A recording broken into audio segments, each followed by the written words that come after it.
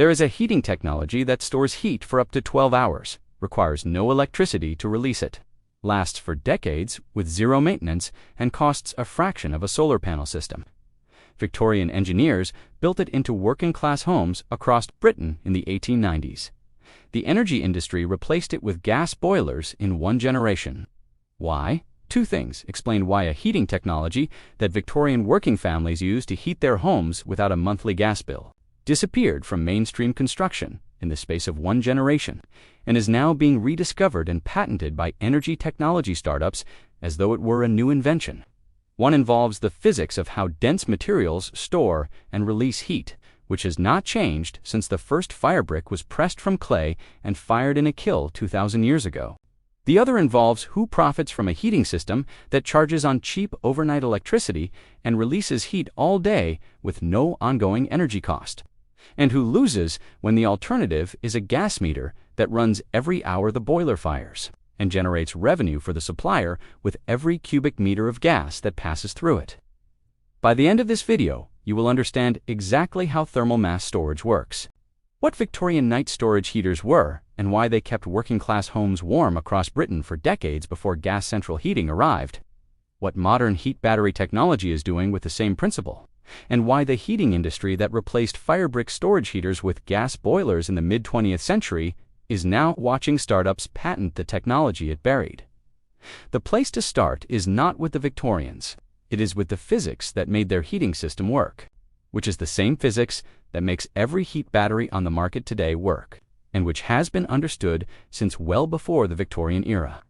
Heat stored in dense material is fundamentally different from heat delivered on demand through a boiler. When a gas boiler fires, it heats the water in a circulation system. The water carries that heat to radiators. The radiators warm the air in the room, and when the thermostat is satisfied, the boiler shuts off. The room stays warm only as long as the boiler continues to fire on demand. Stop the gas supply, and within hours, the room returns to outside temperature. The heat is not stored anywhere in the building. It is generated continuously as needed, and delivered as it is generated. Dense materials work differently. Stone firebrick, soapstone, certain ceramics, and cast iron have what physicists call high specific heat capacity and high thermal mass. This means they can absorb large quantities of heat, energy, and hold it for extended periods, releasing it slowly as the temperature difference between the material and its surroundings drives a gradual, sustained heat transfer. The release requires no energy input. It is a passive process, driven entirely by the temperature difference between the material and the cooler surrounding air. A cubic foot of dense firebrick, heated to several hundred degrees, contains enough thermal energy to warm a room for many hours. It does not need a gas supply to release that heat. It does not need electricity. It needs only to be warmer than the surrounding air, and the physics of heat transfer does the rest automatically. At a rate determined by the temperature difference and the thermal properties of the material, the rate of release can be managed through design. Through the surface area exposed to the room, through insulating jackets that slow the release from the sides, while allowing a controlled rate through an open front, through ducted air systems that draw room air past the heated core and return it warmed. Victorian engineers understood all of these design variables and incorporated them into the night storage heaters they specified for homes and institutions. This is the principle that heats the stone floors of ancient Roman baths that are still warm to the touch hours after the hypocaust fires were extinguished. A fact documented by archaeologists who have measured residual thermal output in surviving Roman bath structures, and found the thermal mass of Roman concrete and stone still releasing stored heat measurably after the heating system beneath them has been cold for hours. It is the principle that heats the masonry heaters of Scandinavia and Russia, where a single, short fire in a large clay and brick structure keeps a room warm for 18 to 24 hours. It is the principle that Victorian engineers applied to a device designed specifically for the coal-powered and then electricity-powered economy of late 19th century Britain. Stay with me, because what Victorian engineers built using this principle, and how they built it into the specific economic constraints of working-class life in industrial Britain, is where the story becomes genuinely remarkable. Coal in Victorian Britain was cheap, but not free. Working families burned it carefully, stretching each bucket as far as it would go through a winter week, when money was tight and warmth was essential. The inefficiency of an open fireplace, which loses roughly 70 to 80% of its heat energy up the chimney, while producing a narrow band of radiant warmth in front of the grate for the person sitting directly before it, was a constant frustration in homes where every lump of coal represented a measurable fraction of a weekly wage. The room behind the fireplace was cold. The rooms above and beside it were cold. The warmth was concentrated in a small arc in front of the grate and disappeared almost immediately when the fire died down. The solution that engineers and inventors began developing in the second half of the 19th century was the closed stove, and specifically the high-mass closed stove, a unit built from dense firebrick, soapstone, or cast iron designed to absorb as much heat as possible from a fire and release it slowly over many hours rather than radiating it quickly and wastefully like an open grate. The closed stove's firebox was sealed, allowing combustion to be controlled and complete, with the combustion gases passing through internal channels or flue systems designed to maximize the surface area of contact between the hot gases and the thermal mass of the stove body. Before exiting through the chimney, far more of the fire's energy ended up in the material of the stove and far less went up the flue. The principle was most fully developed in the Scandinavian and Finnish masonry heater tradition, where the Kachalafen and the Finnish contraflow masonry heater had been refined over centuries into extraordinarily efficient heat storage devices. A traditional Finnish masonry heater, built from several hundred kilograms of soapstone or firebrick, can be fired once or twice a day for a couple of hours and will keep a room at comfortable temperature. For 20 to 24 hours from that single firing, the combustion is intense and complete, producing far less particulate pollution than a conventional fireplace or stove, because the high internal temperatures burn off the compounds that a cooler, smoldering fire would leave as particles and tars. The heat goes into the mass of the structure rather than immediately into the room, and the mass releases it over the following hours as the room temperature drops below the stove surface temperature. The physics is simple, the benefit is enormous, and the principle transfers directly from soapstone masonry heaters to the electrically charged firebrick night storage heater that Victorian and Edwardian engineers developed for the industrial economy. Victorian Britain adapted this principle to the era of expanding electricity. With the expansion of gas lighting and eventually electric power, engineers recognized that the same thermal mass principle could be applied to a device that charged during periods when energy was cheap and available, then released heat during the rest of the day. The night storage heater, as it became known, was designed around exactly this logic. Charged the thermal mass with electricity during off-peak overnight hours when power was cheap. Released the stored heat through the following day with no additional energy input. Here is where the physics becomes financially interesting in a way that the Victorian engineers understood, and that the gas industry successfully obscured for 50 years. Off-peak electricity has historically been priced significantly lower than peak-rate electricity, because the power grid generates electricity continuously and must keep generating it even when demand is low at 2 in the morning. Before grid-scale battery storage existed at any meaningful scale, this off-peak electricity was either wasted or sold at reduced rates to encourage consumption and prevent generators from having to throttle back production during the overnight trough. A heating system that consumed electricity deliberately during this off-peak window was not just cheaper for the consumer, it was genuinely useful to the grid operator, smoothing out the demand curve by concentrating consumption in the overnight trough. Rather than the daytime peak when demand, and therefore prices, are highest, Victorian and Edwardian engineers understood this energy arbitrage logic even before the modern electricity grid existed in its current form. By cheap store, consumed during the expensive period, the consumer captures the price differential. The grid benefits from flattened demand. The only party that benefits less than either of those is the supplier, who would prefer to meter your heat demand at peak rates continuously. Here is where conventional energy economics and the gas industry diverge from what Victorian engineers understood. Night storage heaters were installed in large numbers in British homes during the post-war period of the 1950s and 1960s. During the era of cheap and expanding electricity generation, when the Central Electricity Generating Board actively promoted off-peak tariffs to encourage load shifting, they worked. They heated homes efficiently using overnight cheap-rate electricity.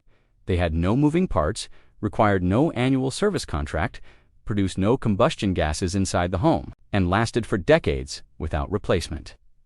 A night storage heater, properly constructed from quality materials, was, for practical purposes, a permanent appliance. The gas industry's expansion into domestic heating in Britain from the 1960s onward, driven by the discovery of North Sea natural gas and the massive infrastructure investment in the national gas grid, changed the economics. Gas central heating offered what night storage heaters could not: instant, controllable heat on demand at any time of day. Turn the thermostat up, and within minutes the boiler fires and the radiators warm. Night storage heaters charged overnight and could not be recharged until the following overnight period. If you needed more heat at 2 in the afternoon than the overnight charge had stored, the night storage heater could not provide it. This practical limitation was real. Night storage heaters worked well for households with predictable heating patterns and reasonable overnight charging capacity. They worked less well for households with variable schedules, unexpected cold snaps, or homes poorly sized to the available overnight charge window. Gas central heating removed all these constraints by making heat generation instantaneous, continuous, and precisely controllable. The gas industry did not suppress night storage heaters through any deliberate campaign. It offered something better on the dimensions that consumers could most easily measure and appreciate: responsiveness, controllability, and the ability to heat any room to any temperature at any time without planning overnight. The thermal mass storage advantage, the ability to store cheap energy and consume it expensively, was real but abstract. The gas boiler advantage, the ability to turn up the heat right now and feel it within minutes, was immediately perceptible. By the 1980s, night storage heaters had acquired a reputation as inferior technology, the heating system for people who could not afford to install gas central heating. The reputation was partly earned and partly a product of the comparison.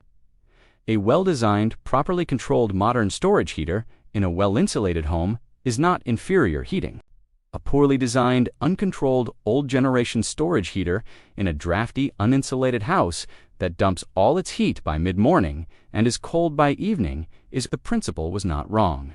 The implementation was sometimes inadequate. Now here is what is happening with that same principle today, and why the energy transition is making the Victorian solution commercially compelling again in ways that the gas industry never anticipated. The energy landscape that made gas central heating dominant in the late 20th century has fundamentally shifted in ways that are changing the economics of domestic heating across the developed world. Natural gas prices across Europe increased dramatically in 2021 and 2022 following supply disruptions related to Russian production, reaching levels that made gas central heating significantly more expensive than it had been for decades. Carbon pricing and climate policy are making fossil fuel heating increasingly expensive through taxation and regulatory requirements that are tightening across most major economies. Renewable electricity generation has expanded to the point where overnight electricity prices in markets with high wind and solar penetration are frequently very low or even negative, making off-peak thermal storage compelling again for the same reason it was compelling in Victorian Britain: cheap overnight energy available to anyone willing to shift their consumption to capture it. And the global urgency around decarbonizing domestic heating, which accounts for a significant fraction of total carbon emissions in countries with cold winters, has driven billions of pounds and dollars of government and private investment into alternatives to gas boilers. Heat pumps have received most of the public attention. Thermal mass storage has received rather less, despite the fact that it has the same fundamental advantage of using electricity efficiently, and the additional advantage of not requiring the complex refrigerant circuit and compressor machinery that makes heat pumps expensive to install and service. Companies including Sonamp in Scotland, Caldera in the UK, and a growing ecosystem of European and North American startups have raised significant investment to commercialize heat battery technology for domestic and commercial buildings. Sonam's heat battery uses a sodium acetate trihydrate phase change material that stores significantly more energy per unit volume than simple fabric. The phase change from solid to liquid at 58 degrees Celsius absorbs substantial additional energy beyond the simple temperature rise that conventional, sensible heat storage captures. The Caldera heat battery stores heat in a dense ceramic composite core and focuses specifically on domestic hot water and cooking applications, addressing the fraction of household energy use that gas boilers currently supply for water heating. These are genuine technological improvements on the Victorian original. The control systems are more sophisticated. The materials science has advanced. The phase-change materials offer higher energy density than firebrick. The integration with renewable electricity generation and dynamic smart tariffs allows optimization that Victorian engineers could not have conceived. With the heat battery charging automatically when electricity is cheapest and releasing heat when demand and therefore cost are highest. A system integrated with rooftop solar panels can charge itself from surplus generation that would otherwise be exported to the grid at low feed-in tariff prices, capturing the value of that electricity as heat stored in the unit rather than selling it cheaply to the grid and buying peak electricity expensively later. These are genuine technological improvements on the Victorian original. The control systems are better. The materials science has advanced considerably. The phase-change materials offer higher energy density. The integration with renewable generation and smart tariffs enables optimization that Victorian engineers could not have conceived. But the principle is unchanged from what a Victorian engineer specified in a firebrick night storage heater in the 1890s, from what a Scandinavian craftsman built into a soapstone masonry heater in the 18th century, and from what a Roman engineer designed into a hypocaust system 2,000 years ago. Dense thermal mass absorbs heat energy when it is cheap and available. It releases that energy slowly over time. No ongoing fuel supply is required during the release phase. The physics does the work for free. The gas boiler replaced thermal mass storage in British homes, not because the principle was wrong, but because one generation of energy economics made instant demand following heat generation cheaper and more convenient. Then stored thermal energy, North Sea gas, arrived cheap and abundant. The national grid made it available everywhere. The gas boiler offered instant controllable heat at any time of day without planning, without overnight charging schedules, without the limitation of having only what you stored available to you tomorrow. These were genuine advantages in the world of 1970 and 1980. The world of 2025 is different. The energy economics have shifted. The carbon politics have shifted.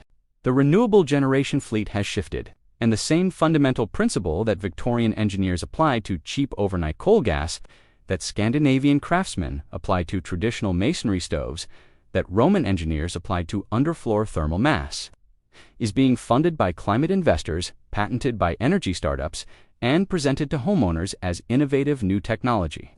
The firebrick was there all along. The physics never changed. What changed was who controlled the energy supply, what they charged for it, and whether the economics favored storing cheap energy or buying expensive energy on demand. The gas industry made the second option dominant for 50 years. The energy transition is making the first option compelling again, and the Victorian engineers who understood this before gas central heating existed are not being cited in any of the heat battery startups' pitch decks. If you found this genuinely useful, watch the next video and do not forget to subscribe. See you in the next one.